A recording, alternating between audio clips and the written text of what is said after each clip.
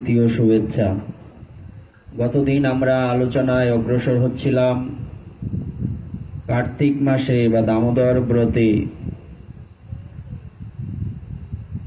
বৃন্দাবন বাস হচ্ছে সর্বশ্রেষ্ঠ প্রাপ্তি। এরপর কার্তিক মাসের বিশেষ কৃত্যবিধির বর্ণনা রয়েছে শ্রীকৃষ্ণ সত্যভামা সংবাদে।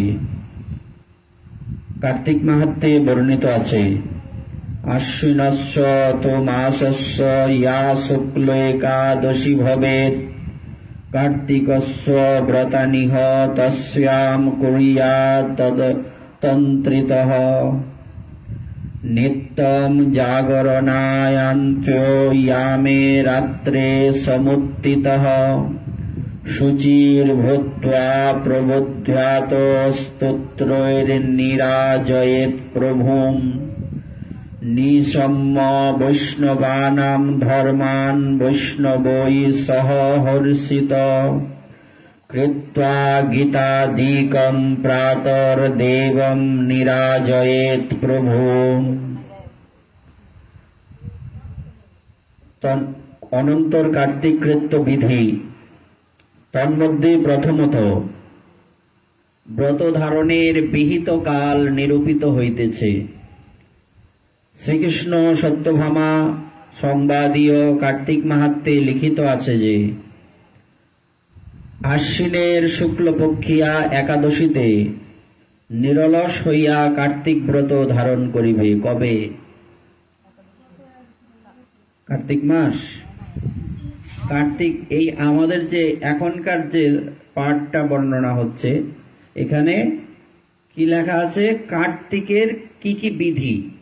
আমরা সিরিয়ালে যাচ্ছি না, আগে দেখলাম কি করলে কি হয়, দীপদান করলে কি হয়, কার্তিক মাসে কোথায় বাস করলে কি হয়, কার্তিক ব্রত করলে কি হয়, না করলে কি হয় ইত্যাদি। এখন বিধি, কিভাবে ব্রত ধারণ করতে হয়, কবে থেকে ধারণ করতে হয়। আশ্বিনের শুক্লপক্ষিয়া একাদশী, কার্তিক মাসের কথা লেখা আছে 1 তারিখ থেকে 30 তারিখ। কি লেখছে এখানে? আশ্বিনের শুক্লপক্ষিয়া একাদশীতে নিরলস হইয়া কার্তিক ব্রত ধারণ করিবে। শুরু কার্তিক মাসে প্রত্যহ রাত্রির শেষ জামে জাগরণ পূর্বক বিশুদ্ধ হইয়া স্তব পাঠ করিতে করিতে হরিকে জাগরিত করিবে। আরেকটা বিষয় বলে রাখি, প্রতিদিন অনেক কর্ম করতে গিয়ে সময়ের সংকলন হয় না, তাই স্নান করতে করতে বন্দনাদি বিশ্রাম করতে হবে। স্নান করতে করতে গুরু বন্দনা, বৈষ্ণব বন্দনা, পঞ্চতত্ত্ব বন্দনা মুখে মুখে, কারণ সকালে এগুলি দিয়েই শুরু করতে হবে। আর আমি দেখেছি আমাদের গুরুদেবকে, উনি সকালে স্নান করতে করতে বৃহৎ বৈষ্ণব বন্দনা কীর্তন করতেন। ভক্তকণ্ঠরের প্রথমে আছে না বৈষ্ণব বন্দনা, এরকম ওনাকে শুনেছি কীর্তন করতে।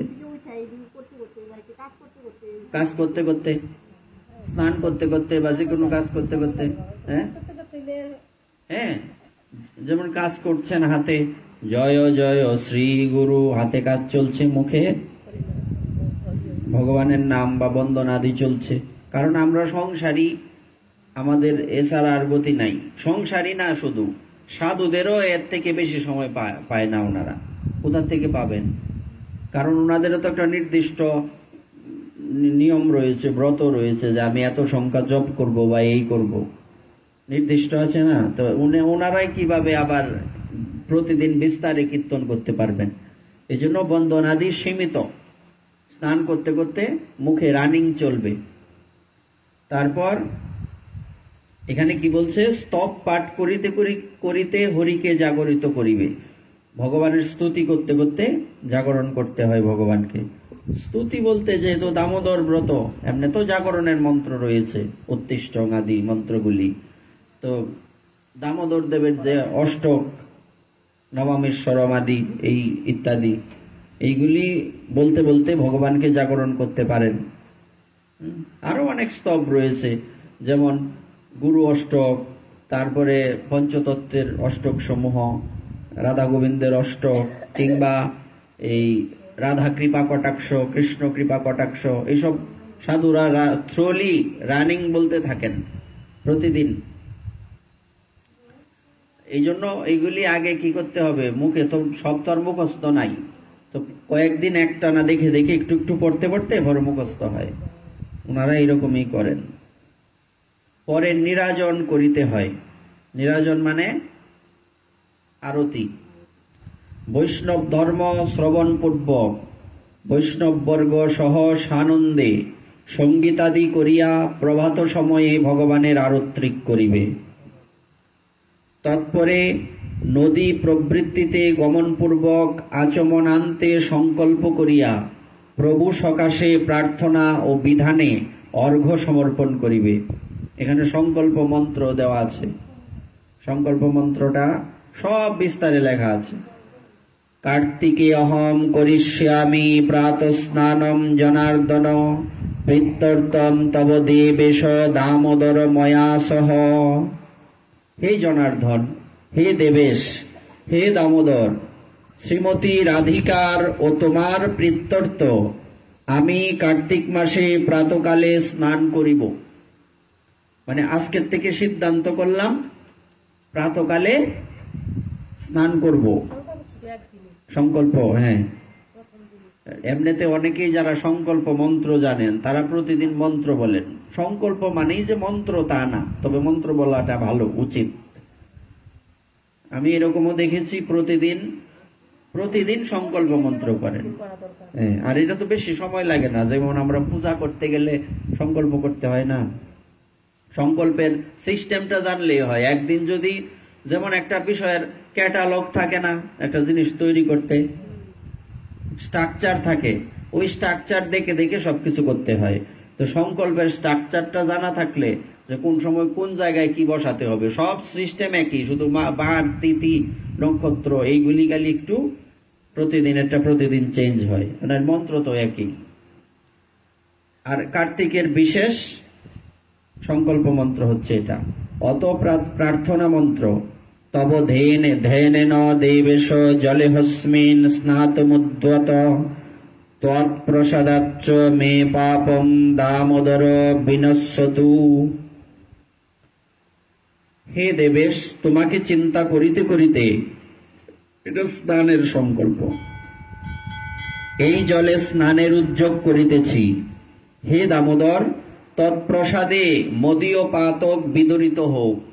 তোমার কৃপাতে আমার সমস্ত পাপ দূরীভূত হোক। অর্ঘ্যদান মন্ত্র দেওয়া আছে। হে দামোদর, আমি কার্তিক মাসে বিধানে ব্রত ধারণ পূর্বক স্নান করিয়াছি। হে দৈত্য নিষূধন, মদ্দত্ত অর্ঘ্য গ্রহণ করুন। কার্তিক মাসে কৃত নিত্য নৈমিত্তিক যাবতীয় ক্রিয়ায় নিখিল পাতকহর বলিয়া কথিত। হে হরে, আপনাকে এই অর্ঘ্য সমর্পণ করিলাম। আপনি শ্রীরাধিকা সমন্বিত হইয়া উহা গ্রহণ করুন। পরে তিল দ্বারা স্বীয় অঙ্গ লেপন পূর্বক শ্রীকৃষ্ণ নারায়ণ প্রভৃতি নাম উচ্চারণ করিতে করিতে বিধানে স্নান ও সন্ধ্যা উপাসনা করিয়া গৃহে প্রত্যাগত হইবে। এরকম যে স্নানের মন্ত্রতন্ত্র বলি না, পুণ্ডরীকাক্ষং সর্বপাপ হরহরি ইত্যাদি, এরকম। তৎপরে দেবতার সম্মুখে উপবেশন করত, মানে দেবতা বলতে যিনি, যার উদ্দেশ্যে আমরা ব্রত করছি, সেই আরাধ্য। উপবেশন করত স্বস্তিক নির্মাণ পূর্বক তুলসী, মালতী, পদ্ম, অগস্ত্য। অগস্ত্য কি? বকফুল। মালতী, পদ্ম, অগস্ত্য প্রভৃতি কুসুম দ্বারা ঋষিকেশের অর্চনা করিবে। কার্তিক মাসে প্রত্যহ বৈষ্ণবগণ সহ মিলিত হইয়া হরিকথা সেবন করিতে হয়। হরিকথা সেবন কি সেবন করে? প্রসাদ পাইলে কি সেবন বলে? কোন সময় সেবন শব্দটা যায়? কোথাও লেখা পাইছেন? এই আমাদের ধর্মীয় বা ভগবানের কোনো কাজের বাইরে সেবন, ওষুধের ক্ষেত্রে দেখবেন লেখা আছে সেবন। এখানে সেবন শব্দের যুক্ত, সেবন শব্দটা যুক্ত করা আছে কেন? ওষুধ কি করতে হয়? ওষুধ যেরকম নিয়ম অনুযায়ী সেবন করতে হয়, তেমনি ভগবানের কথাও এই ওষুধের মতো।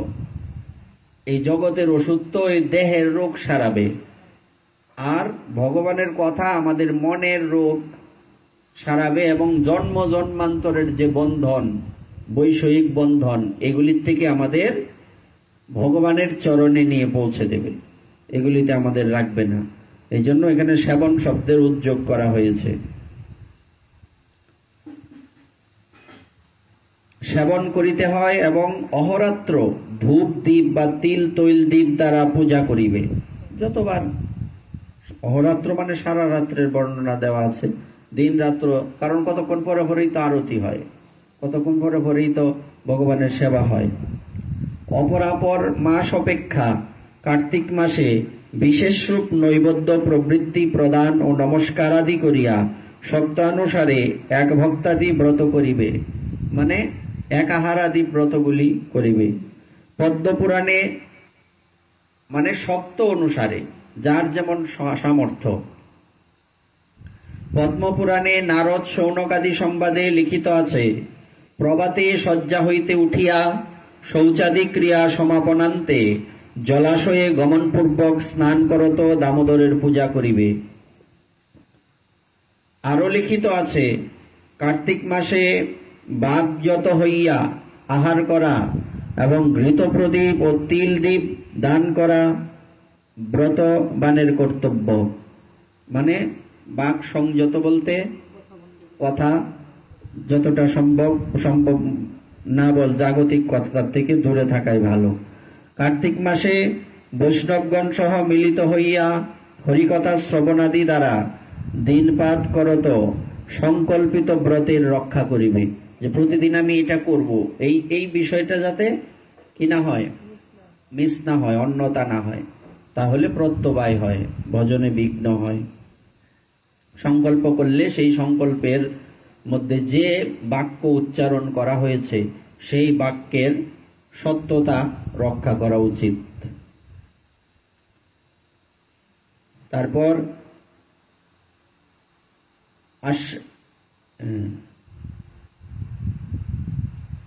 আশ্বিনের শুক্লা একাদশী পূর্ণিমা বা তুলা সংক্রমণে কার্তিক ব্রত আরম্ভ করিতে হয়। অনেকে পূর্ণিমাতেও করে, কিন্তু আমাদের ব্রজের সিদ্ধান্ত অনুযায়ী একাদশীতেই শুরু হয়।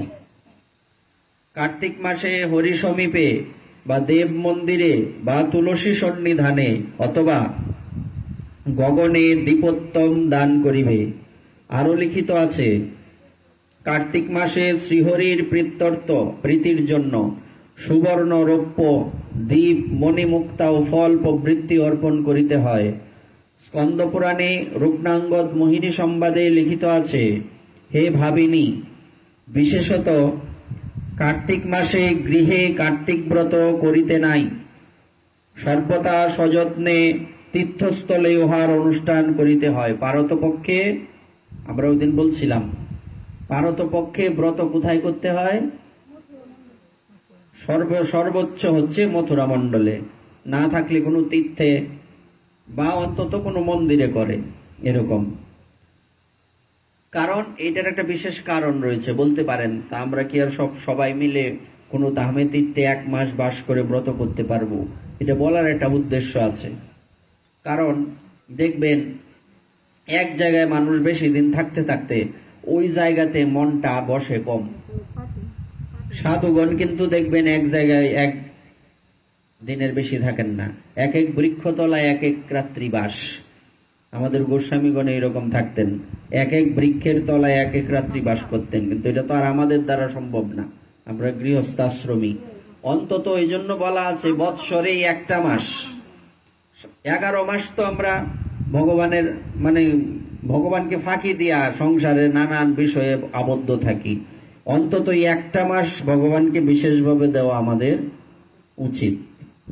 প্রতিদিন তো প্রায় 2-2.5 ঘন্টা সময় ভগবানকে দিতে হয়। ভক্তরা যারা তারা তো দেনই, সবাই তো দেন না। আবার বলছে যে অন্তত এই মাসটা আমরা বিশেষভাবে যাতে উদযাপন করতে পারি। এই জন্যই দেখবেন বৃন্দাবনে, বিশেষ করে রাধাকুণ্ডে এই মাসে জায়গা নাই, হাজারো হাজারো ভক্ত পরিক্রমা দিচ্ছেন প্রতিদিন। সারা দিন রাত্রি চলছে পরিক্রমা, রাত্রের 2টা নাই 3টা নাই, হাজার হাজার ভক্ত পরিক্রমা দিচ্ছেন। বলবার কারণ হচ্ছে, এটা হচ্ছে মূলত ওনারা চিন্তা করেন যে আমরা সব সময় বিষয়ের মধ্যে সংসারে থাকি, এখন এই মাসটা অন্তত বৃন্দাবনে বাস করে আমরা ব্রতটা পালন করব। পারত পক্ষে এরকম প্ল্যান করা উচিত আমাদের। আসলে ওই রকম মানে ভগবানের প্রতি যে একটা লালসা, ভগবানকে লাভ করার জন্য বা ভগবানের সেবা পাওয়ার যে একটা খিদা, এটা নাই।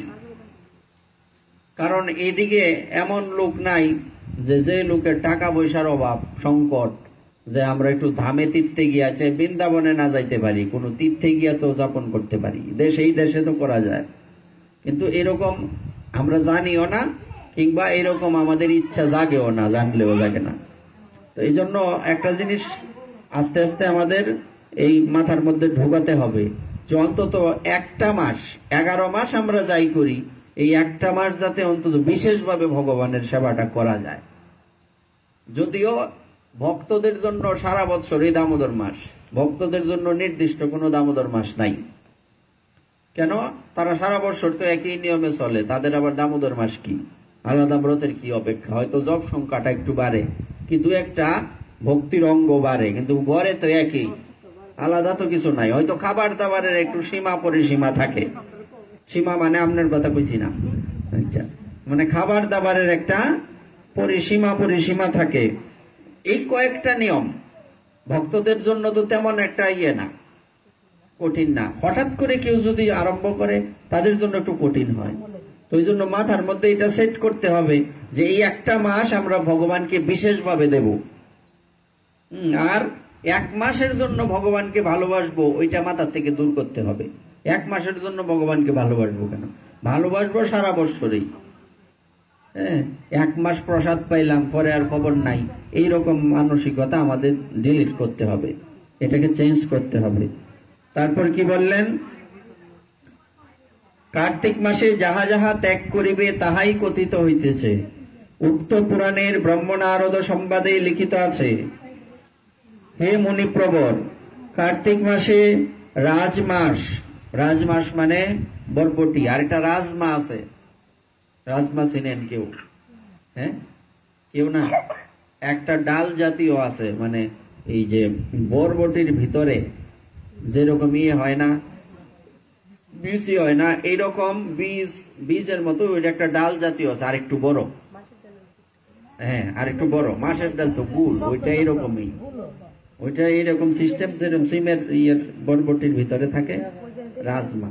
হ্যাঁ, এটা আমরা পাই না, আর আমরা খাইও না, শুধু শুধু এইসব আর অপেক্ষা কি। এখানে বরবটি রাজমাস বলে, বরবটিকে কি বলে? রাজমাস। ও নিষ্পাপ মানে শিম্বি কি? সিম। ভক্ষণ করিলে আপ্রলয় নরকে বাস করিতে হয়। যে ব্যক্তি কার্তিকে কলিঙ্গ, কমলি শাক তো আমরা সারা বছরই খাই না, আজীবনই নিষিদ্ধ। পটল, বৃন্তাক মানে বেগুন, ও সন্দীপ মানে এই বিভিন্ন প্রকার নেশা আর কি, বিড়ি সিগারেট, খয়ার ময়া কি যা আছে এরকম আশাবাদী বর্জন না করে তাকে আপ্রলয় নরকে অবস্থিতি করিতে হয়।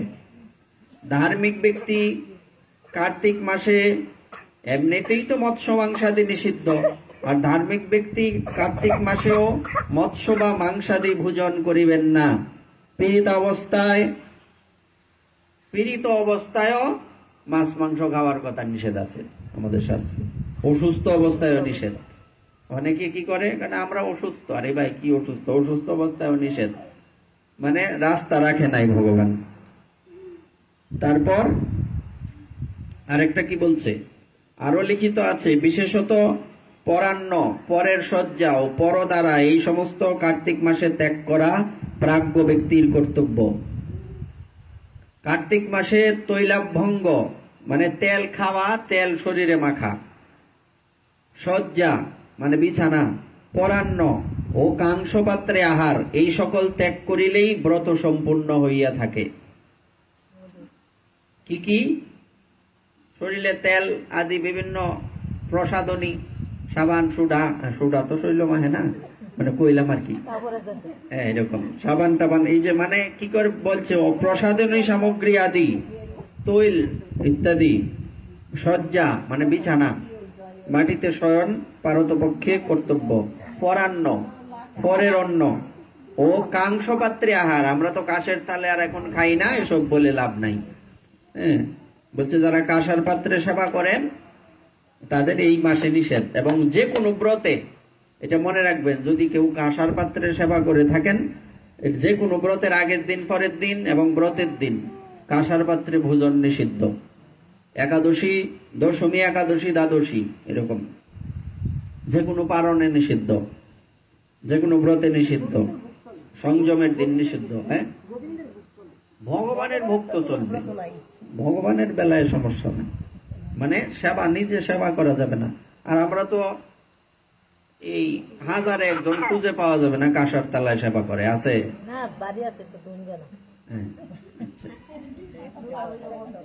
তারপর কার্তিক মাস আগত দেখিয়া যিনি পরান্ন ত্যাগ করেন তাহার দিন দিন কৃচ্ছ প্রায়শ্চিত্তের ফল লাভ হয়। উক্ত পুরাণের রুকনাঙ্গদ মোহিনী সংবাদে লিখিত আছে, হে সুন্দরী, কার্তিক মাসে তৈল, মধু, কাংসপাত্র, শুক্ল মানে কাঞ্জিক প্রভৃতি পর্যুষিত অন্ন, মানে বাসি জিনিস, বাসি খাবার আছে না, অনেকেই আছে দেখবেন এই 3-4 দিনের খাবার ফ্রিজে রাখা, কি খাটা সেগুলি খায়। এগুলি কিসের সাথে তুলনা করা হয়েছে? এগুলি খাটাস। আরে ভাই, একটা দ্রব্য, রান্না করা দ্রব্য যদি আমরা হিসাব করি 3 ঘন্টা পরে এটা বাসি হয়ে গেছে, আমরা তো ওইভাবে আর মানতে পারি না। অন্তত তো রাত্র পার হয়ে গেলে আর এটা খাওয়া উচিত না। বাসি জিনিস কারা খায়? গীতাতে পাবেন, বলেন তো কাদের কথা বলছে? লেখা আছে না, পচা, বাসি, বেশি লবণ, বেশি ঝাল, আছে না এরকম লেখা? হ্যাঁ, এগুলি হচ্ছে তমগুণের বৈশিষ্ট্য। সন্দিত মানে কি? মোবাইল বাজে কার? মোবাইলটা ভাই, মোবাইল বন্ধ করো। সন্দিত মানে কি? বিভিন্ন নেশা জাতীয় জিনিস। মৎস্য, কুর্মাদি সর্বপ্রকার মাংস পরিত্যাগ করিবে। কার্তিক মাসে মাংস ভক্ষণ করিলে চাণ্ডালত্ব প্রাপ্ত হইতে হয়, তাহলে অন্য মাসে খাওয়ান যাব, ঠিক না কথাটা? এই কথাটা ঠিক আছে, মানে কার্তিক মাসে মাছ মাংস খাইলে কি হবে? চন্ডাল হইব, অন্য মাসে খাওয়ান যাব। মানুষ তো ফাঁক খুঁজে, না ফাঁকের কিন্তু কোনো সুযোগ নাই। তারপর কি বলছে? অনন্তর শ্রী রাধা দামোদর পূজা বিধি বিবৃত হইতেছে। পদ্মপুরাণে নারদ শৌনকাদি সংবাদে লিখিত আছে, শ্রীমতী রাধিকাই যাবতীয় গোপীগণের মধ্যে হরির অতি বল্লভা। রাধারানী হচ্ছেন ভগবানের অত্যন্ত প্রিয়া, উনি, ওনার থেকে শ্রেষ্ঠ তো আর কেউ নাই। সুতরাং কার্তিক মাসে দামোদর সমীপে রাধিকার অর্চনা করা কর্তব্য। কার্তিক মাসে কোন ব্রাহ্মণকে দামোদর স্বরূপ ও তদীয় পত্নীকে রাধিকা রূপিণী কল্পনা করিয়া বসন ভূষণ ও আহারাদি দ্বারা অর্চনা করিবে। আচ্ছা, দুর্গা পূজাতে কুমারী পূজা দেখছো তো? সাক্ষাতে, হ্যাঁ, তো এই কুমারীকে কি করা হয়? মানুষের কি পায়ে বেলপাতা দেওয়া যায়? কিন্তু তাকে যখন ওই আসনে বসানো হয় তার চরণে বেলপাতা দেয় না, পূজা করে না? তো এখানে বলছে কোন ব্রাহ্মণ এবং ব্রাহ্মণীকে দামোদর এবং রাধিকা স্বরূপ কল্পনা করিয়া বসন ভূষণ ও আহারাদি দ্বারা অর্চনা করিবে। বসন ভূষণ ও আহার আদি দ্বারা অর্চনা করিবে। হে দ্বিজগণ, কার্তিকে হেন নাই বলতে কি, কেউ ব্রত করুক না করুক, ব্রাহ্মণ তো ব্রাহ্মণই হয়। হ্যাঁ,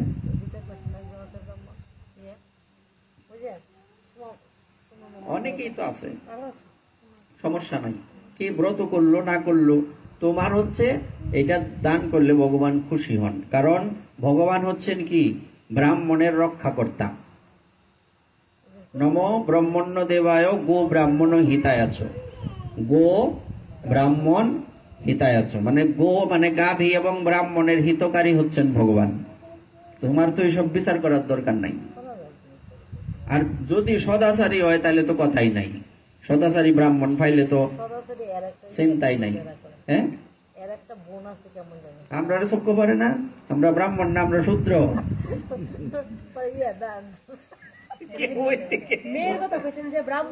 মেয়ের কথা বলি নাই, মেয়ে বলছি যে ব্রাহ্মণকে দামোদর স্বরূপ, আর মেয়ে কোন ব্রাহ্মণীকে কার স্বরূপ, রাধিকা স্বরূপ অর্চনা করিয়া। আচ্ছা, আমরা রাধিকা আছে না? আচ্ছা, এইবার পরে কি বলছে দেখুন। হে দ্বিজগণ, কার্তিকে শ্রী রাধার প্রেত্যর্থ যে ব্যক্তি রাধিকা মূর্তির অর্চনা করে, শ্রীমান হরি তৎপ্রতি প্রীত থাকেন। বিশেষভাবে যিনি রাধারানীর পুজো করেন। কার্তিক মাসে দামোদর দেবের পূজা করত সত্যব্রত সঙ্গক ঋষিপ্রোক্ত দামোদরাষ্টক স্তোত্র সহ প্রত্যহ অধ্যয়ন করিবে। তাহা হইলেই দামোদর দেব বসঙ্গত থাকেন। অর্থাৎ দামোদর অষ্টকের কথা বর্ণনা করা হয়েছে যে দামোদর অষ্টকটা প্রতিদিন কি করতে হয়, পাঠ করতে হয়। আমরা করি কি? প্রতিদিন করবেন। নমামীশ্বরম মুখস্থ আছে কারো? মুখস্থ আছে? নমামীশ্বরম সচ্চিদানন্দ রূপম লসৎ কুণ্ডলম। আচ্ছা, প্রতিদিন পড়লে সাথে সাথে হইলেও তো বলা যায়। হ্যাঁ, যারা প্রতিদিন পড়ে দামোদর অষ্টক এর কি সাথে সাথে বলতে পারে না? আচ্ছা, মুখস্থ না থাকো, একজনে কইলে আর একটু কইলে আর একটু মনে হয়। ওই রকম তো কারো মা দেখলাম না মুখ দিয়ে উচ্চারণ হয়। কঠিন কে? নমামীশ্বরম সচ্চিদানন্দ রূপম লসৎ কুণ্ডলম গোকুলে ভ্রাজমানম যশোদা বিয়লুখ লাব্দাবমানম পরামিষ্টমত্তম তত দ্রুত গোপ্যা রুদন্তম মুহুর্নেত্রম যুগ্নম মৃজন্তম করাম্ভোজ যুগ্মেন সাতঙ্ক নেত্রম মুহুর্শাসকম্প তিরেকাঙ্ক কণ্ঠ স্মৃতগ্রৈবম দামোদরম ভক্তিবদ্ধম। এরকম এইরকম দামোদর অষ্টক এখানে লেখা। তো দামোদর অষ্টকের প্রথম অষ্টকটা এখানে প্রত্যেকটারই অর্থ দেওয়া আছে। যাহার শ্রবণ যুগলে কুণ্ডল দয়। কুণ্ডল কি? শ্রবণ যুগল মানে কি? কান। দোদুল্যমান হইতেছে কানের মধ্যে।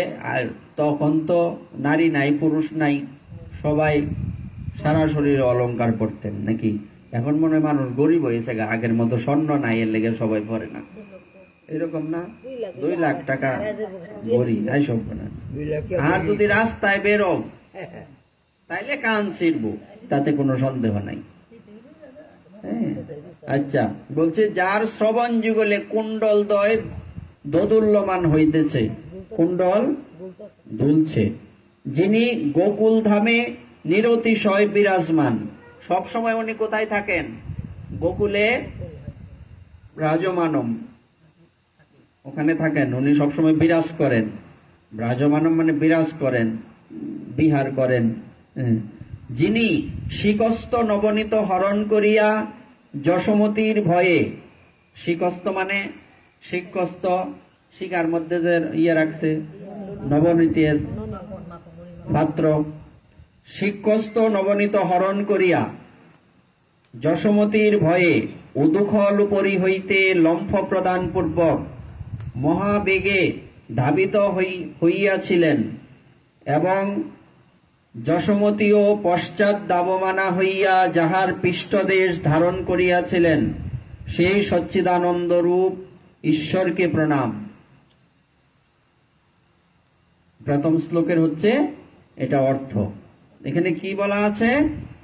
মা যশোমতীর ভয়ে, আচ্ছা, যার ভয়ে ভয় পর্যন্ত ভয় পায়, ইনি মা যশোমতীর ভয়ে ছুটছেন।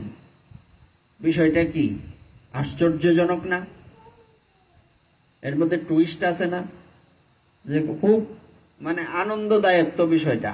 যিনি যার ভয়ে ভয় পর্যন্ত ভয় পান, ইনি মায়ের ভয়ে ছুটছেন।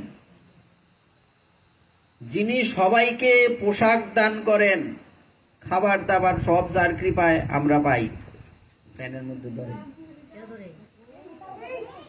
তো যার কৃপাতে আমরা পরিচালিত হই, ইনাকে অন্য কেউ পরিচালনা করেন।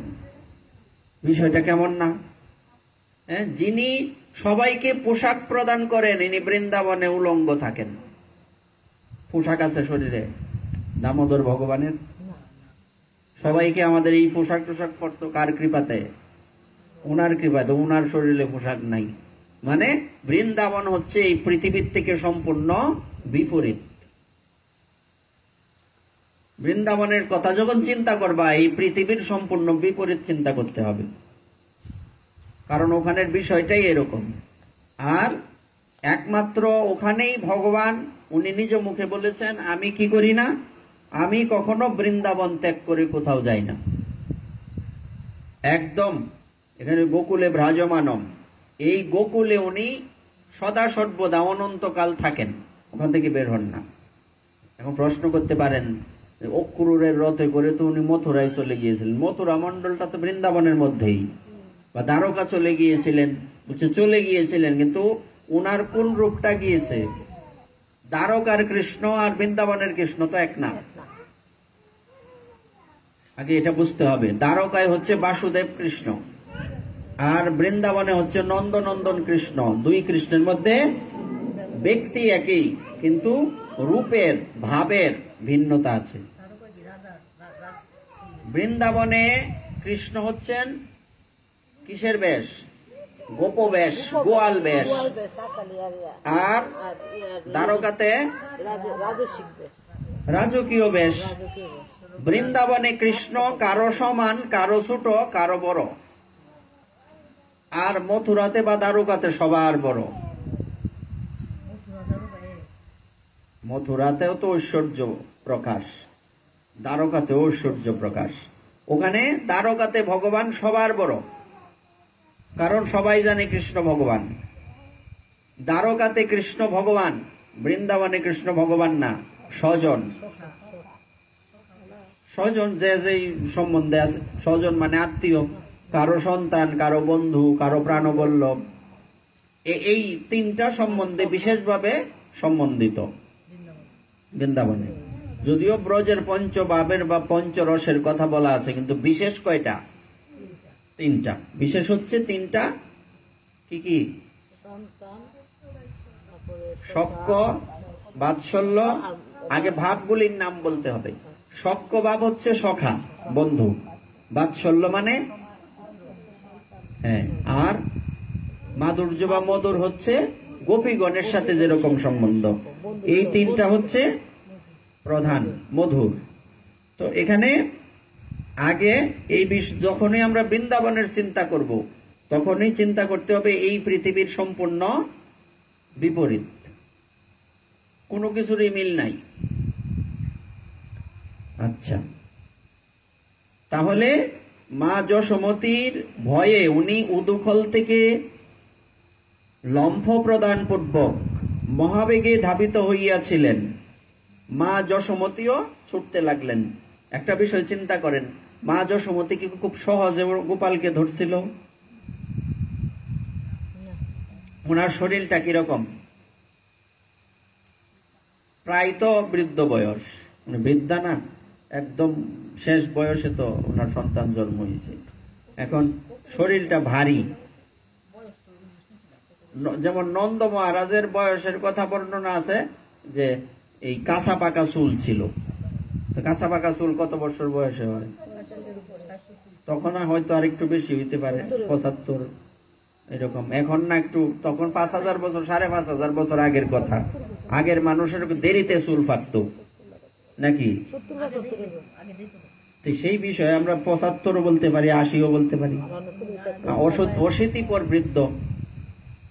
হ্যাঁ, মা যশোমতির কত হবে? এর কম তো অবশ্যই না। তো সুতরাং এই অবস্থায় দৌড়াদৌড়ি করাটা ধরতে পারবা না অনেক। আচ্ছা, আর তুমি আরো আগে দৌড়ে থাকতা। তো এখন বলছে ওখানে কি মা যশোমতী দৌড়াচ্ছেন। বিষয়টা কেন বলছি আগে বুঝতে হবে। উনি মানে দৌড়ে ভগবানকে ধরবেন, এটা উনি কি করে ভাবলেন? কারণ সে ছোট বালক, ছোট ছোট পা, দৌড়ে কত আগে চলে যাবে, পাতলা শরীর। মা যশোমতীর শরীরটা ভারী, ভারী হইলে কি হবে? তারপর উনি হয়তো সময় লেগেছে, কিন্তু উনি গোপালকে ধরেছিলেন। এখন প্রশ্ন হচ্ছে, এখানে একটা সুন্দর একটা সিদ্ধান্ত রয়েছে। সিদ্ধান্তটা এরকম যে তোমার মনটা যদি গোবিন্দের চরণে পড়ে থাকে, শরীরের কোনো বিকারের কথা তোমার মনেই থাকবে না। এবং চেষ্টা, শব্দটা কি? চেষ্টা। আমাদের যেটা নাই, যেটা হচ্ছে আমাদের সবচেয়ে কম, চেষ্টা নাই। হ্যাঁ, এমন চেষ্টা এই বয়সে দৌড়ে ছোট বালককে ধরা অত্যন্ত কঠিন, অসম্ভব। তারপর উনি হাল ছাড়েননি, উনার চেষ্টা উনি ছাড়েননি। বৃদ্ধ অবস্থাতেও এই শরীর ভারী, তারপরে উনি গোপালের পিছনে ছুটতে লাগলেন। তো ভগবান ভাবলেন ওনার তো চেষ্টার কমতি নাই, ওনার শরীরটা বৃদ্ধ হয়েছে, কিন্তু ওনার মনটা এখনো পর্যন্ত আমার চরণেই আছে, সুতরাং বৃদ্ধ তো হয়নি। এই জন্য কি করতে হবে না, মার যেহেতু চেষ্টা আছে তাকে ধরা দিতে হবে। এখন আমাদের চেষ্টা থাকলে ভগবান আমাদের ধরা দেবেন, চেষ্টা না থাকলে ভগবানের কি ঠেকছে? ভগবান কি কোনো এই গরিবের সন্তান নাকি যে তার খাওয়ার অভাব, তুমি সেবা দিলে পরে খাইব?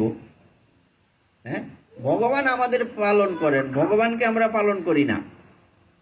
সুতরাং এটা ভাবা আমাদের কখনোই উচিত নয় যে আমরা ভগবানের সেবা দেই। আমরা ভগবানের সেবা দিব, এই অধিকার কিভাবে আসছে আমাদের? এত বড় সাহস পাই কই আমরা ভগবানের সেবা দেব? আমরা অহংকার বশত অনেকেই ভাবতে পারে, আরে আমি বৎসর এমন একটা বৈষ্ণব সেবা দেই, হ্যাঁ, কুগন বাবুর মতো বিশাল বড় বৈষ্ণব সেবা দেই, গোপীনাথ বাড়ির হাজার হাজার ভক্তবৃন্দ আয়ে, উনি যদি ভাবে আমি করি তাইলে শেষ। গুরুদেব জর্দার মতো, হ্যাঁ, উনি যত বৈষ্ণব সেবাই দেখ, যত মন্দিরে যত কিছুই দান করুক, উনি যদি ভাবে আমি করি শেষ। সবার বেলায় আমি তুমি যদু মধু সবাই একই নিয়ম, একই সবার বেলায় নিয়ম আলাদা না। গরিব আর বড় লোকের নিয়মের ভিন্নতা নাই। এই জন্য কখনোই যাতে আমরা না ভাবি, অহংকার না করি যে আমি করছি আর তুমি কি করছো, তোমার কি যোগ্যতা আছে? তোমার যদি ভগবান এখনই শ্বাসটা বন্ধ করে দেয়, শেষ। বলো হরি হরি বল, শেষ, শ্মশানে নিয়ে যাইব। সুতরাং আমরা যাতে কখনোই না ভাবি, এটা যাতে কখনোই আমাদের মনে না আসে যে আমরা ভগবানের সেবা করি, এটা মাথায় রেখে তারপর সেবা করতে হবে। ভগবান আমাদের সেবা করেন, আমি ভগবানের জিনিসটা তারে দিতাছি। বিষয়টা কিরকম? একটা ছোট্ট ছেলে স্কুলে পড়ে, এর মতো বয়স, স্কুলে পড়ে। তো প্রতিদিন স্কুলে যায়, বাবা প্রতিদিন 5-10 টাকা করে দেয় না? গেলে প্রতিদিনই দেয়। হ্যাঁ, আচ্ছা, 5-10 টাকা করে দেয়। এবার বৎসরে একবার বাবার জন্মদিন আসছে, সে কি করছে, কিছু টাকা জমাইছে, 1-2 দিন না খায়া। হঠাৎ তো এটা তো পূর্ব পরিকল্পিত না, ছোট মানুষ মনে থাকে না যে প্রতিদিন 1-2 টাকা করে রাখলে বছর অনেক টাকা হবে, এমন বয়সটা হইছে না এখনো। তাই সে ভাবলো 3-4 দিন যদি আমি না খাই, বাবা যে টাকাটা দেয়, মানে সকাল থেকে স্কুলে যাওয়া, সে বিকালে আসা, দুপুর বেলা তো একটা কিছু খেতে হয়। তো যে টাকাটা দেয়, এই টাকাটা আমি 4-5 দিন না খাইলে ওই টাকাটা দিয়ে একটা ফুল কিনা বাবাকে উপহার দিতে পারবো। তখন সে কি করলো, 50 টাকা হাতে করে একটা ফুলের দোকানে গেল, যে কাকু আমাকে একটা ফুলের তুরা দেন। বলতো বাবা তুরা তো 50 টাকা না, এটার দাম তো 100 টাকা। তখন তার মুখটা ছোট হয়ে গেছে। হ্যাঁ, বলছে তুমি কেন নিবা এটা? সে বলছে যে আমি আমার বাবার জন্য নেব। কেন? আজকে আমার বাবার জন্মদিন। তখন ওনার মনটা কি হয়ে গেল, যে ছোট একটা বালক, তো তুমি টাকা পাইছো কই, এত টাকা পাইলা কই? বলছে আমি 5 দিন ধরে দুপুর বেলা খাই না। তখন উনি খুশি হয়ে 50 টাকা দিয়ে তুরাটা দিয়ে দিছে। ওই তুরাটা নিয়ে বাবার কাছে গিয়ে জন্মদিনের শুভেচ্ছা জানালো সে বালক। তখন বাবার মনটা কেমন হয়েছে, জিজ্ঞেস করছে অত টিয়া ভাইলে কই, তুরাটার দাম তো 100 টাকা, ভাইলে কই? তখন সে বলছে, তখন বাবার মনটা কেমন হয়েছে, আনন্দ চোখে জ্বলাইব কিনা। তদ্রুপ এই যত দ্রব্য আমরা পৃথিবীতে দেখতে পাই সব তো ভগবানের। এই টাকাটা কে দিছে? সে কামাই করছে? সে হয়তো একটু ত্যাগ স্বীকার করছে যে আমি খাইলাম না, হ্যাঁ আমি টাকাটা রাখলাম। সে তো উপার্জন করে নাই টাকাটা। কে দিল টাকাটা? বাবা দিছে। তেমনি ভগবানই এই পৃথিবীতে যা কিছু দ্রব্য সব ভগবানেরই, ভগবানই আমাদের দিয়েছেন। তো উনার দ্রব্যটা উনাকে দেওয়া। এখানে আমি দিলাম আমার দ্রব্য, এই ভাবনা যাতে না আসে। আসলো মানে কি, এই পৃথিবীর কোনো কিছু সম্বন্ধে আমাদের ধারণাই নাই। তো এই বিষয়টা, সেবাটা কিরকম, এরকম। তেমনি ভগবান ভাবছেন যে যাই হোক সে ছোট মানুষ, হ্যাঁ তার কাছে তো আমরা সবাই ছোট বালক নাকি, যে বয়স্ক হইলেও বালক, ছোট হইলেও বালক, বালক হইলেও বালক। তো সবাই তো, ভগবান ভাবছেন যে সবাই তো আমার সেবা করে না, কয়েকজন খুঁজে পাওয়া গেল, তার মধ্যে একটু সময় মতো সে দুপুরের খাওয়াটা বন্ধ করিয়া এই টাকাটা দিয়ে একটা ফুলের তোড়া কিনলো নাকি। বিষয়টা এমন না, দুপুরের খাবারটা কিন্তু সে ত্যাগ করে দিল।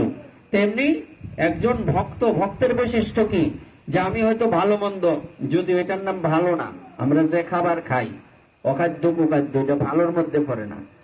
তারপরও এই জগতের হিসাবে এতে বালা খাবার আছে, মাছ মাংসতে বালা খাবার আছে। আপনারা কি বলেন? এই জগতের হিসাব আসবেন না। জগতের হিসাবে মাছ মাংসতে ভালো খাবার আর নাই। তো এই একটা ত্যাগের জন্য ভগবান খুশি হয়ে যাবেন। সে যেমন ওই যে দুপুরের খাওয়াটা বাদ দিয়া সে নিল, বাবার জন্য একটা তুরা নিল। তেমনি আমরা যদি জিহ্বার যে একটা লালসা, এই লালসাটাকে যদি আমরা সংবরণ করতে পারি, জিহ্বার লালসা সংবরণ করতে পারলে ভগবান খুশি, যে দেখছো সে তো ত্যাগ করছে আমার জন্য। এই জন্য বলছে ত্যাগী ব্যক্তিকেই ভগবান ভালোবাসেন। আমরা তো সবাই মহাপ্রভুর ভক্ত নাকি? মহাপ্রভুর ভক্ত না? সবাই মহাপ্রভুর ভক্ত। এখন মহাপ্রভু কি করলে খুশি হন আমরা জানি। হ্যাঁ, কেমনে মহাপ্রভুর ভক্ত হইলাম? যেমন কোন দ্রব্যে কোন দেবতা সন্তুষ্ট হন, এরকম আছে না? আছে তো। এখন যেমন মহাদেব বেলপাতায় সন্তুষ্ট, বিষ্ণু ভগবান তুলসী পত্রে সন্তুষ্ট, এরকম আছে না? এবার কোন কাজটা করলে মহাপ্রভু তাড়াতাড়ি প্রসন্ন হন? কি করলে? এগুলি তো আছেই, এগুলি তো সবার বেলায় একই সিস্টেম। কোনটা করলে তাড়াতাড়ি মহাপ্রভুর কৃপা পাওয়া যায়? হ্যাঁ, ত্যাগ স্বীকার। বলছে মহাপ্রভুর ভক্ত যত বৈরাগ্য প্রধান, যাহা দেখে প্রীত হন গৌর ভগবান। কিসে ভগবান মহাপ্রভু কিসে সন্তুষ্ট হন? ভক্তের বৈরাগ্য বা ত্যাগ দেখে। বৈরাগ্য তো আরো দূরের কথা, সামান্য ত্যাগটা আমরা করতে চাই না, তাই না? তাই মহাপ্রভুর দৃষ্টি কি আমাদের উপরে পড়বে? তা আমাদের আগে ত্যাগ শিখতে হবে। সংসারে ত্যাগ করো না, ত্যাগ করো না, কত পরিশ্রম করো, কেউ মাইনে দেয়? তোমার স্বামী যখন ব্যবসা প্রতিষ্ঠানে যায় কিংবা চাকরি করতে যায়, মাসে মাসে টাকা পায়, তোমরা কি পাও? বিনামূল্যে, মানে ফেডে বাতে। হ্যাঁ, না না, এটা সাধারণ দৃষ্টিতে তো এই কথা সত্যি। ভরণ পোষণ আসলে তো এখানে এমন না যে আমরা কোনো টাকা পাই না কর্ম করতেছি, যে তোমার তো সব তোমার স্বামী চালাইতেছে, এই কথা সত্যি। কিন্তু এরপরে আমি একটা হিসাব করতেছি আর কি। ধরেন যতটুকু পরিশ্রম আপনারা করেন সেই পরিশ্রম অনুযায়ী কি আপনাদের মাইনে হয়? এটা কি ত্যাগ না? হ্যাঁ, এই সংসারের জন্য আপনি ত্যাগ করতে পারেন, অথচ আজকে আপনি সারাদিন পরিশ্রম করেন, স্বামীর সেবা করেন, ছেলে মেয়ের সেবা করেন, আত্মীয় স্বজন শ্বশুর শাশুড়ি সবার সেবা করেন, আপনি 4-5 দিন 1 মাস 1.5 মাস বিছনায় পড়ে থাকেন, একবার চিন্তা করবেন যে তারা আপনাকে কি দৃষ্টিতে দেখবে। আপনার বোঝামায় আরেকটা বিয়ে করবে, কথা সত্যি কিনা? সবাই সমান না, সবাই সমান না, কারণ সংসার তো চালাইতে হবে। সে কি করবে যে আমার এই বউ কেমনে চলবো, তা আরেক বিয়ে করে বইব বেটা। কথাটা কেন বলছি জানেন? যা এই সংসারের জন্য আমরা যা করছি এটার ফল কি? আরেকটা বিয়ে করা, আরেকটা বিয়ে করব। সুতরাং আর স্বামীর বেলায় কঠোর পরিশ্রম করে স্বামী, হ্যাঁ, সারা দিনের পরে বাড়িতে আসে, পুরা সংসারটাই তুমি পরিচালনা করেন। একজনের চিন্তা তো মাথায় না, কতজনের চিন্তা মাথায়। সেই ব্যক্তিটা এত বছর আপনার অনেক কিছু, আপনার জন্য, আপনার আত্মীয় স্বজন ছেলে মেয়ে সবার জন্য এত কিছু করলো, সে বিছানায় পড়ে গেলে আপনারা কি করবেন? করলেও তো খিটখিট করে কয়দিন। এটা কিন্তু কারো ব্যক্তিগত কাউকে আক্রমণ করা নয়, একটা ভালো করে চিন্তা করেন, কয়দিন সে করবে? অধৈর্য হয় কিনা? এটা তো মানব দেহের একটা বৈশিষ্ট্য, একটা ধৈর্যচ্যুতি আসবেই। বলার অর্থ হচ্ছে এই সংসারে আমি যার জন্য যাই করি না কেন, এটাই সংসারের নিয়ম, এখানে আমার ফিত্ত শুরু, এটাই বাস্তব। মানে ফল কি? 0। কিন্তু ভগবানের জন্য যদি আপনি ত্যাগ করেন, এটার ফল কি? 0। আপনার এই দুঃখ যন্ত্রণা সব ভগবান গ্রহণ করে নেবেন। সর্বধর্মান পরিত্যাজ্য মামেকং শরণং ব্রজ অহং তাম সর্ব পাপেভ্য মুক্ষয়িষ্যামি মা শুচ। ভগবান বললেন, তুমি যদি সমস্ত কিছু আমার চরণে সমর্পণ করতে পারো, যখন তুমি তোমার পাপও আমারে দিয়ে দেব, তাতে আমার কোনো আপত্তি নাই। আমি তোমাকে, তুমি আমার কাছে নিজেকে সমর্পণ করা মাত্র সমস্ত কিছু তোমার, আমি তোমার সব দায়িত্ব আমি নিয়ে নেব। কিংবা যোগক্ষেমম বহামিয়হম অনন্যশ্চিন্তয়ন্ত মাম ইয়ে জনা পর্যুপাসতে তেষাম নিত্য অভিযুক্তা নাম যোগক্ষেমম বহামিয়হম। অর্থাৎ আমি তার যোগ এবং ক্ষেম দুটোই বহন করি। সে যেটা পাইছে এটা রক্ষা করি, যেটা পাইছে না এটা তাকে দিই। যোগ আর ক্ষেম দুইটা শব্দ, এটা কি আমরা জানতাম? যোগ মানে যা পাইনি তা দান করি, ক্ষেম মানে যা আছে তার রক্ষা করি। যোগক্ষেমম বহামিয়হম, ভগবান তার দায়িত্ব নিয়ে নেন। কিন্তু দুর্ভাগ্য এবং দুঃখজনক হচ্ছে আমরা ভগবানের তত্ত্বাবধানে থাকতে রাজি না। এই সংসারের বিষয়ের মধ্যে পড়ে থেকেই মরব। হ্যাঁ, বিষয়টা এরকম, এক জায়গায় এক সাধু যাচ্ছেন, তো রাস্তার পাশে 4-5 জন ব্যক্তি কামলা মাটি কাটে, মাটি কাটে কামলা না, সারা শরীর মাটি ভর্তি, ঘাম ঝরছে। এবার সাধু দেখে, সাধু সর্বনাশ, গ্রীষ্মকাল, এই গরমের মধ্যে মাটি কাটা কত কষ্ট। বলছে, তোমরা প্রতিদিন কত টাকা পাও? বলছে, আমরা 20 টাকা রোজ পাই। আগের কথা আর কি, তখন 20 টাকার অনেক দাম। তো 20 টাকা যে রোজ পাও, এই কয়জন আছো তোমরা এখানে? বলছে, আমরা 8 জন। 8 দুগুণে মানে 160 টাকা।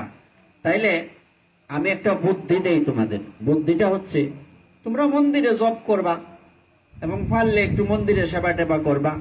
হ্যাঁ, আর আমি একজন শেঠজিকে, গুরুদেব জর্দার মতো কি কয়ে দিই, আমনে তোমরা প্রতিদিন 160 টাকা দিয়ে আনবো। হ্যাঁ, তোমরা সেবা করো। হ্যাঁ, এবার তোমাদের বুদ্ধি কি, তোমরা কি চাও? তো একটা আর একটার দিকে তাকা, তুই কি কর, তুই কি কর, শেষে কো না আমটারই তুই ভাল লাগে। আমাদের জীবনটা কিরকম, এইরকম মাটি কাটবাম, এন কষ্ট করবাম, কিন্তু ভগবানের জন্য ত্যাগ করতাম না। এই সংসারের জন্য জীবন শেষ করে দিতারবাম, কিন্তু ভগবানের জন্য ত্যাগ করতে রাজি না। এই জন্য এটা আমাদের মাথার মধ্যে সেট করে নিতে হবে, মানে বসিয়ে নিতে হবে যে ভগবান কিসে সন্তুষ্ট হন? ত্যাগে সন্তুষ্ট হন। যার যেমন ত্যাগ, ভগবান তার কাছে তত অগ্রসর হবেন। আর ভগবানের জন্য তুমি 1 পা আগাইলে ভগবান তোমার জন্য 10 পা আগাবে। এই সংসারে এরকম আর কাউকে পাবে না, কেউ নাই। তোমাকে খুব ভালোবাসি, আমার জীবনের থেকে বেশি, খুদা মিছা কথা, খুদা মুখরোচক কথা, তোমারে বাইল দিয়া নিজের বসে নেওয়া, আর কিচ্ছুই না। হ্যাঁ, সময় আয়োগ না কেমন পরিস্থিতি পরে, তোমাকে অকর জীবন দিয়া, অকর জীবন থেকে বেশি ভালোবাসে। কি লাগছে জীবনটা দিয়ালতাছে রে।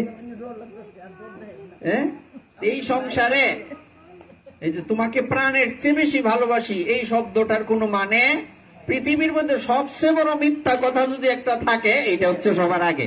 আরো মিথ্যা আছে, এটা সর্বশ্রেষ্ঠ মিথ্যা। এই সভ্য না, এত বড় মিথ্যা। আর আশ্চর্যের বিষয় হচ্ছে এটা যে মিথ্যা এটা আমরা জানি, এরপরও এই কথার মধ্যে বললে যাই আমরা। এটার নাম হচ্ছে মায়া। মায়াটা কিরকম বলছে, মরুভূমির মরিচিকা। মরুভূমির মরিচিকা কিরকম? হ্যাঁ, মরুভূমির মধ্যে সূর্যের আলো পড়ে যেখানে কিরণ, ওখানে দূর থেকে দেখলে জলের মতো চিকচিক করে দেখা যায়। এই তো সামনে জল, গেলে এই জল খাইতার বাবু। আরেকটু হা হা কই আইলাম, আরেকটু সামনে নি, এরকম সামনে। যেমন ছোটবেলায় আমরা যখন কোন যে ক্ষেতের মধ্যে যাইতাম, আর একটু দৌড়ে গেলে আকাশটা ধরতাম, কাছেই আছে না, কাছে না, দূরে তো কাছে দেখা যায়। এইরকম হচ্ছে, আরেকটু সময় গেলেই আমাদের সুখ আসবে। আরেকটু কঠোর পরিশ্রম, আর 2 ঘন্টা যদি ওভার টাইম করি, তেই আমার সংসারটা ভালো চলবে। আর যদি ব্যবসাটা আরেকটা ব্যবসার লগে যোগ করতে পারি, তাইলে আমার সংসারটা আরেকটু উন্নত হবে, হবে না। চাহিদার কোনো শেষ কমতি নাই, এই চাহিদা একটার পর একটা বাড়তে থাকবে। তুমি যত টাকা ইনকাম করবা, খরচ ওই রকমই হবে। টাকা আসে যাওয়ার জন্য। টাকা আসে কেন? আমরা ব্যবসায় শিক্ষা পড়তে গিয়ে পড়ছি, পৃথিবীর মধ্যে সবচেয়ে তরল বস্তু কি? অর্থ। এর থেকে তরল আর নাই, সবচেয়ে তরল। কখন যেটা বয়ে যাবে বলা যায় না, এনি টাইম শেষ।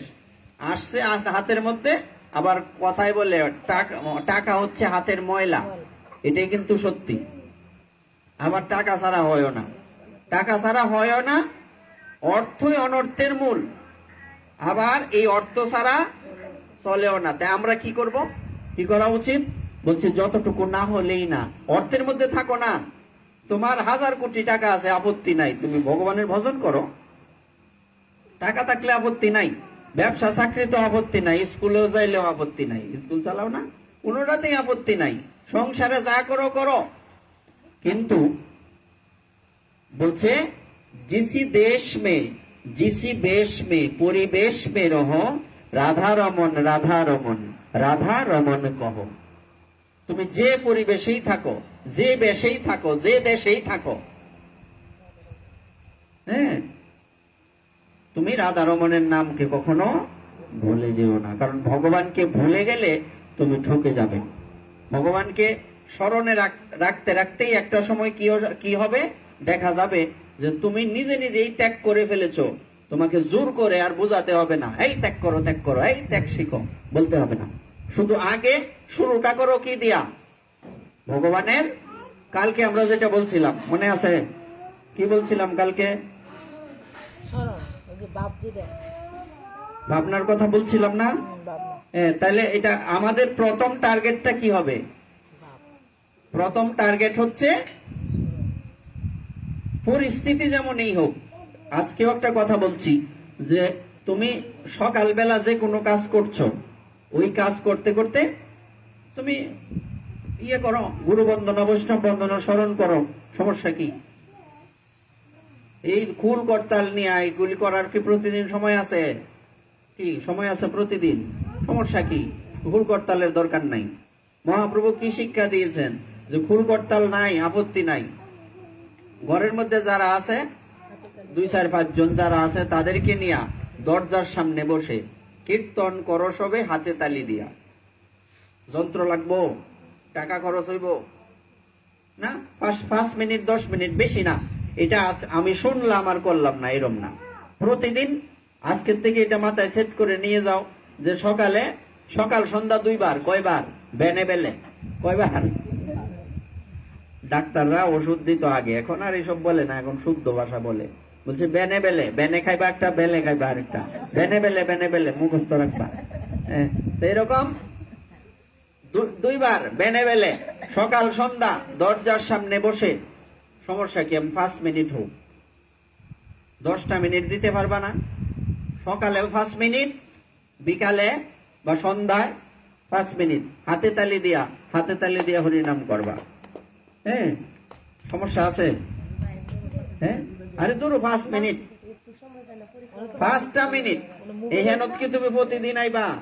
এই মাস গেলেই তো শেষ। তাইলে তাইলে আমাদের প্রতিদিন হাতে তালি দিয়ে সকাল সন্ধ্যা হরিনাম করো।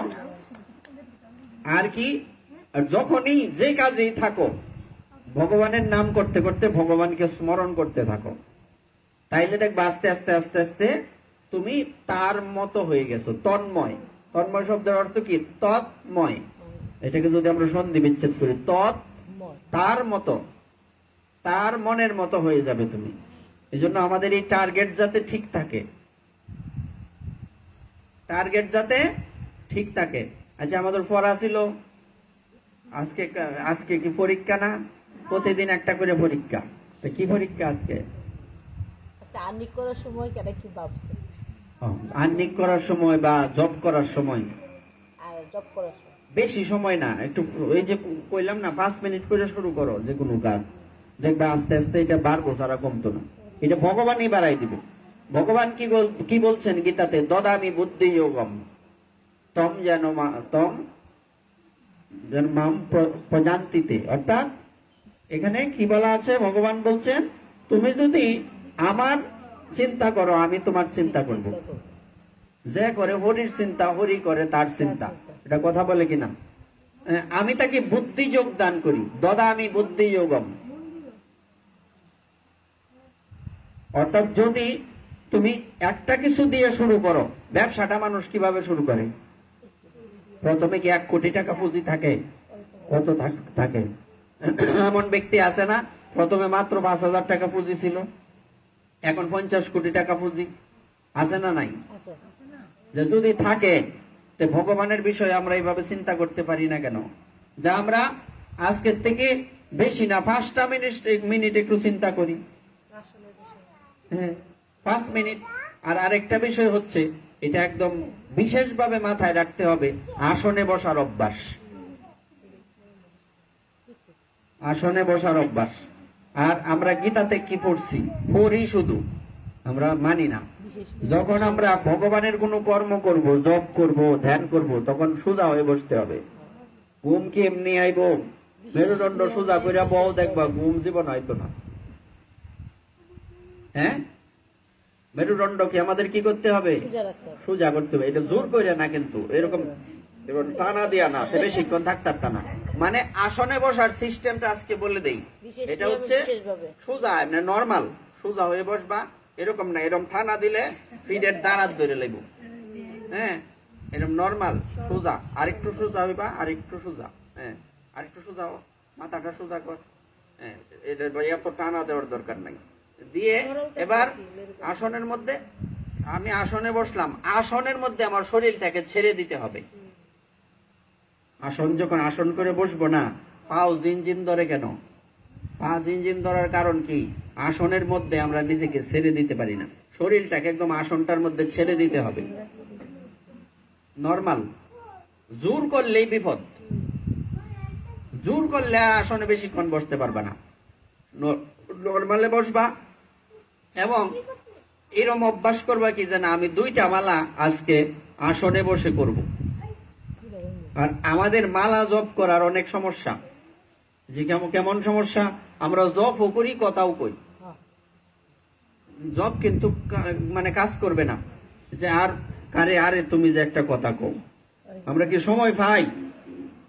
বিহালে সব বন্ধু বান্ধবী একখানো বই, মালাটা ওই সময় লই, একটু সময় পাইলাম, দুইটা একবারে চালাই দিলাম আর কি। বিষয়টা এরকম না, মানে এই দুইটাই বাদ, কোনো কাজ হইতো না। এই 4-5 জন বৈশা কোনো জব হবে না, যদি ভক্ত হয় তাহলে সম্ভব। কালকে জব করছো না, এই কালকে জব করছো 5 জনে বৈশা, এরা একসাথে 5 জন বইছে, আমি আমার সাথে সাথে কইছি। এরকম সিস্টেম। আসনে বসার অভ্যাস, কোন আসনে বসলে শরীরের কোন রোগের ভালো হবে। আসন শুধু ভগবানের কৃপা পাওয়ার জন্যই না, আসন কেন? শরীরের জন্য। হ্যাঁ, ব্যায়ামের আসনটা একটা যোগাসন, মানে একটা ব্যায়াম। হ্যাঁ, যেমন আমরা জানি কিছুদিন আগে এক সাধু প্রাপ্ত হয়েছে, শিবানন্দ বাবা, নাম শুনছ? হ্যাঁ, সিলেট তার জন্মস্থান, সে ভারতে রাষ্ট্রপতি পুরস্কার পাইছে। বোঝা যায় কথাটা? কেন পাইছে জানো? উনি 130 বছর না কয় বছর বাচ্চা গেছে, এবং শেষ দিন পর্যন্ত উনি যোগাসন করে গেছে, সোজা হয়ে আফা উপরে মাথা নিচে। 120 বছর 30 বছরের একটা ব্যক্তি কিভাবে সম্ভব? এই বয়সে অভ্যাস। এই জন্য নেটে সার্চ দিলে পাইবা শিবানন্দ বাবা 120 না 30 কত বছর মনে নাই, এদিকে গত 2 বছর না কয় বছর হইল। কথাটা কেন বলছি? আসনে বসলে, সোজা হয়ে বসলে কোনোদিনই ঘুম আসবে না। যখন দেখবা ঘুম আইতাছে তখন একটু হাঁটাহাঁটি করবা, কিন্তু মুখ বন্ধ, কথা বলা যাবে না। জব করার সময় কথা বন্ধ। যদি কথা বলতে বলতে অনেকে বলে যে আচ্ছা জবটা চলুক, এটা বন্ধ করতাম কেন, তাহলে মালা দিয়া না, মালা ছাড়া নাকি এরকম পরিস্থিতি হবে কেন?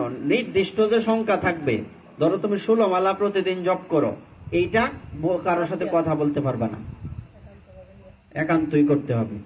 এবং পারত পক্ষে 16 মালা এক আসনে করার চেষ্টা করবে, একদিনও হবে না। আজকে 2 মালা করলাম, আসনে বইলাম, হ্যাঁ, এইরকম ধরো 1 সপ্তাহ চললো, আচ্ছা মোটামুটি 2 মালা অ্যাভেলেবেল, ইজি হয়ে গেছে। হাতের মধ্যে শাখা পরাইতে গেলে ধাক্কা দিয়ে একবারে ঢুকাই দাও, কেমনে পড়াও? আচ্ছা আস্তে আস্তে না, এরকম। তো এবার ইজি হয়ে গেছে যখন, তখনই তো ঢুকানি হয়। তো ইজি যখন হয়ে গেছে, আবার পরের সপ্তাহ থেকে 4 মালা করো। বলছে আমার 1 সপ্তাহ ইজি হয়েছে না, 15 দিন যাক না, অভ্যাস হয়ে যাবে, তখন ঘুমে ধরবেন। আসলে আমরা জানি, এরকমই দেখে আইছি, জপ করতেছে হরে কৃষ্ণ কিরে কেমন আছো, হরে রাম, মানে 2-1টা বাদ যত যাই, কোন সময় যে কি কইতাছি, গুডি যে একবার বললা 3 বার যাইতাছে গুডি, হ্যাঁ, এইটা আর খেয়াল নাই। মানে এটা হচ্ছে নাম অপরাধ। হ্যাঁ, এই নাম অপরাধ থেকে যদি আমরা মুক্তি চাই, আমাদের কি করতে হবে? এই যে আমরা যে এখানে কথা বলছি, এটা কিন্তু এখন পাঠ চলছে না, এখন কি চলছে? পাঠের থেকে আরো বেশি বিশেষ চলছে। এটা হচ্ছে আমাদের একটা ক্লাস চলছে, যে কি করলে আমাদের মনটা ভগবানের নামে বসবে। বিষয়টা তো এরকমই। প্রথমে 2 মালা শুরু করো, আচ্ছা 1 সপ্তাহ নাই, না হইলো 15 দিন গেল, 1 মাস যা, সমস্যা নাই, এত তাড়াতাড়ির দরকার নাই, তরস্ত না, কোন সমস্যা নাই। 2 মালা 1 মাসেই গেল, পরের মাস থেকে তুমি চিন্তা করলে আমি আজকের থেকে 4 মালা করব এক আসনে বসে। বেজুর তো হয় না, তাই 3 মালা বলছি না, ঠিক আছে? এটা কালকের থেকে শুরু করো। তাই কালকের থেকে আমরা কি কি নতুন শুরু করব? কম করো, আরে কি বিপদ, কম করো না, 2 মালা করো। এমনি তো জপই করো, জপ করতে করতে কি রান্ধো নাকি? যে পিছনের কাজের কথা চিন্তা করো কেন? যে তুমি যে সময়টা জপ করবা, 2 মালা করবা কালকের থেকে, এটা স্টার্ট। কি 2টা মালা আমি আসনে বসে জপ করব, করা যায়, করলে সমস্যা নাই, কিন্তু তোমাকে স্মরণ করতে গেলে আসনেই বসতে হবে। আসনে বসার কোনো বিকল্প নাই, আসনে বসার কোনো, শোনো পিছনে লড়বা না, শোনো কথাটা, আসনে বসার কোনো বিকল্প আছে? জলের বিকল্প কি? জলের বিকল্প আছে? জলের যেমন বিকল্প নাই, ভজন করতে গেলে আসনে বসার কোনো বিকল্প নাই। কি করতে হবে আমাদের? প্রতিদিন কালকের থেকে এটা শুরু করো, আইলসামি করবে না। আর কথাটা এটা অ্যান্টিবায়োটিক, সত্যি আসলে অ্যান্টিবায়োটিক, শুধু অ্যান্টিবায়োটিক না, হায়ার অ্যান্টিবায়োটিক। এই জগতের অ্যান্টিবায়োটিক খাইলে শরীরের ক্ষতি করে, কিন্তু এই অ্যান্টিবায়োটিকে তোমার কোনো ক্ষতি হবে না, লাভ ছাড়া, কোনো পার্শ্ব প্রতিক্রিয়া নাই, সাইড ইফেক্ট নাই। অনেক অনেক কি কইছে মনে হয় না? অনেক নতুন জব বাড়িছে, ডাক দিলে কথা বলে না। মানে সারা বছর নকশি গুলো না, মানে ডাকলে কথা বলে না। বাইরে পরে নতুন জব না। আচ্ছা, না না, তখন তাই আরেকটা ছোট করে একটা কাউন্টার নিয়ে নিবে হাতে, ছোট কাউন্টার পাওয়া যায় না, এটা হাতে নাও, জব করো, মনে কথা কো, যেটা মন যেটা করো, সমস্যা নেই। মালা সংখ্যা মালা নিয়ে সংখ্যা মালার সময় মালা হাতে নিয়ে কথা বলবা না। এবার আস্তে জয় রাধে। এবার এটা গেল, এই একটা কাজ মুখস্থ রাখতে হবে তো না, কালকে না করলে আমার চিল্লায় লাভ কি? আমার এই মালা জব বাকি আছে, এখনো জব শেষ হয়েছে না, কালকে আইলে দামোদর মাস জিগাইলে লাভ কি? মিছা কথা কইতো না, দামোদর মাস। কালকের থেকে আমরা কি করব বলো? আসনে বৈশা বেশি না, 2টা মালা দিছি তো, এটা হলো বাড়ির কাজ। আর কি আরেকটা কাজ কি বলছিলাম? এটা শেষ করে দেই, একটু শেষ করি। আর হচ্ছে 2টা, সকাল সন্ধ্যা 5 মিনিট, কেউ নাই সমস্যা নাই, একলা একলা করো, দেখবা তোমার পিছে আরো একজন যুগ হয়ে যাবে কয়েকদিন পরে, 1-2 জন। হ্যাঁ, হরিনাম যে কোনো সুর হোক বা সুর না হোক, হরে কৃষ্ণ কৃষ্ণ কৃষ্ণ হরে হরে, হরে রাম রাম রাম হরে। সুর নাই, সুরের দরকার নাই বাবা, আমরা তো সবাই মাতাজির মতো না যে হারমোনিয়াম বাজে সুর দিতার। হ্যাঁ, এইবার সুরেরও দরকার নাই। 5 মিনিট, কয় মিনিট? হাতে তালি দিয়ে হরিনাম করবা, সকালে 5 মিনিট, সন্ধ্যায় 5 মিনিট, আর 2 মালা, এই 3টা হচ্ছে কালকের থেকে স্টার্ট। এটা তোমাদের কোনো ক্ষতি হবে না, সময়ের ক্ষতি, এটা কোনো ক্ষতি হবে? এরা মনে করতেছো এতে ক্ষতি হবে, সময় নষ্ট হবে? আছে এরকম কেউ? না, ক্ষতি হবে না। আসলে আমরা ওইটা চেষ্টা নাই, এটাই সমস্যা। ভালো হবে, আমাদের ভালো হবে, তাই না? আর কি গতকালকে কি কথা ছিল? স্মরণ করার কথা, জব করার সময় স্মরণ করে জব করে, স্মরণ করে প্রার্থনা, ঠাকুর মহাশয়ের প্রার্থনা বা যে কোনো প্রার্থনা একটা স্মরণ করলাম, বন্দনা স্মরণ করতে করতে ভগবানের নাম করলাম। জপের সময় এটা তো নতুন না, তুমি যে সময় 2 মালা জপ করবা, এই সময় তুমি প্রার্থনাটা স্মরণ করো।